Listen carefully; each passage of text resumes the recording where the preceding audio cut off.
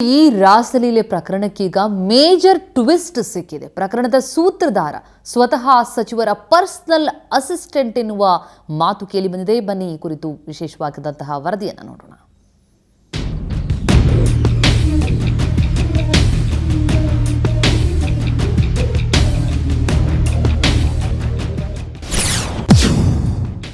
ಮೇಟಿ ರಾಸಲೀಲೆ ಕೇಸ್ಗೆ PA ಸೂತ್ರಧಾರ. RTI ಕಾರ್ಯಕರ್ತ ರಾಜಶೇಖರ್‌ನಿಂದ deal. ಅಬಕಾರಿ ಸಚಿವ ಎಚ್.ವೈ. ಮೇಟಿ ನಡೆಸಿದ್ದಾರೆ ಎನ್ನಲಾದ ರಾಸಲೀಲೆ ಪ್ರಕರಣಕ್ಕೆ ಮತ್ತೊಂದು ಟ್ವಿಸ್ಟ್ ಸಿಕ್ಕಿದೆ. ಈ ಪೊಲೀಸ್ ಇಡಿಯ ಹಿಂದೆ ಸ್ವತಃ ಸಚಿವರ ಪರ್ಸನಲ್ ಅಸಿಸ್ಟೆಂಟ್ ಶಿವಾನಂದ ಶೆಟ್ಟಿಯ ಕೈವಾಡದ ಬಗ್ಗೆ ಬಲವಾದ ಮಾತುಗಳು ಕೇಳಿಬಂದಿದೆ. ಶಿವಾನಂದ ಶೆಟ್ಟಿಯ ಜೊತೆಗೆ ಸಚಿವರ ಗನ್ಮ್ಯಾನ್ ಸುಭಾಷ್ ಕೈವಾಡು ಇದೆಯಂತೆ. ಅಬಕಾರಿ ಸಚಿವ ಮೇಟಿ ಮೇಲೆ ಆಪ್ತ ಕಾರ್ಯದರ್ಶಿ ಶೆಟ್ಟಿ ಸಂಪೂರ್ಣ ಹಿಡಿತ ಸಾಧಿಸಿದರು. ಎಲ್ಲ ವಿಚಾರಗಳನ್ನ ಫೈನಲ್ ಮಾಡ್ತಿದ್ರಂತೆ. ಇದರಿಂದಾಗಿ ಸಚಿವರು ಮತ್ತವರ ಎರಡನೇ ಅಳಿಯನ ನಡುವೆ ವೈಮನಸ್ಸು ಉಂಟಾಗಿ ಮೊದಲನೇ ಅಳಿಯ ಮಧ್ಯ ಪ್ರವೇಶಿಸಿ ಬಗೆಹರಿಸಿದ್ದಾರೆ. ಅಲ್ಲದೆ ಮೇಟಿ ಎಲೆಕ್ಷನ್ ಗೆಲುವಿನಲ್ಲೂ ಶೆಟ್ಟಿಯ ಶ್ರಮ ಇತ್ತು ಅನ್ನೋದು ಆಪ್ತರ ಮಾತು.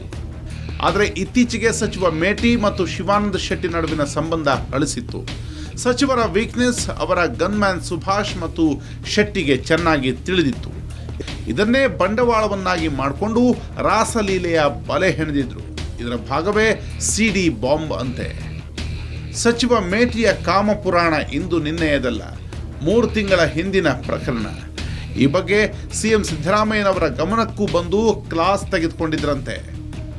ಈ ಮಧ್ಯೆ ಬಳ್ಳಾರಿ ಮೂಲದ ಆರ್ಟಿಐ ಕಾರ್ಯಕರ್ತ ರಾಜೇಶ್ ಸಚಿವರ ಜೊತೆ ಡೀಲ್ಗೆ ಮುಂದಾಗಿದ್ದ. ಬರೋಬ್ಬರಿ 15 ಕೋಟಿಯವರೆಗೆ ಆಫರ್ ಮಾಡಿ ಕೊನೆಗೆ ವರ್ಕೌಟ್ ಆಗಿಲ್ಲ. ಹೀಗಾಗಿ ಮಾಧ್ಯಮದ ಮುಂದೆ ಬಂದಿದ್ದಾನೆ ಅಂತ ಜನ ಮಾತಾಡ್ತಿದ್ದಾರೆ. ಎಲ್ಲ ಬೆಳವಣಿಗೆಯ ಮಧ್ಯೆ ಬೆಂಗಳೂರಿಗೆ ಬಂದು ಸಿಎಂ ಸಿದ್ದರಾಮಯ್ಯಗೆ ವರದಿ ನೀಡೋದಾಗಿ ಸಚಿವ ಮೇಟಿ ತಿಳಿಸಿದ್ದಾರೆ.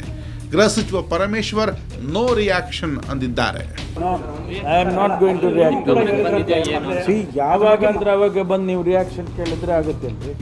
ಒಟ್ಟಿನಲ್ಲಿ ಎಕ್ಸೈಸ್ ಮಿನಿಸ್ಟರ್ ಪೋಲಿತನದ ಆರೋಪದ ಬಗ್ಗೆ ನಾನಾ ಸುದ್ದಿ ಗಿರಿಕಿ ಹೊಡೆದಿದೆ. ಈ ಬಗ್ಗೆ ನಿಷ್ಪಕ್ಷಪಾತ ತನಿಖೆಯಿಂದ ಮಾತ್ರ ಸತ್ಯಾಂಶ ಹೊರಬರಬೇಕಿದೆ. ರವಿ ಶಿವರಾಮ್, ಪೊಲಿಟಿಕಲ್ ಬ್ಯೂರೋ, ಸುವರ್ಣ ನ್ಯೂಸ್.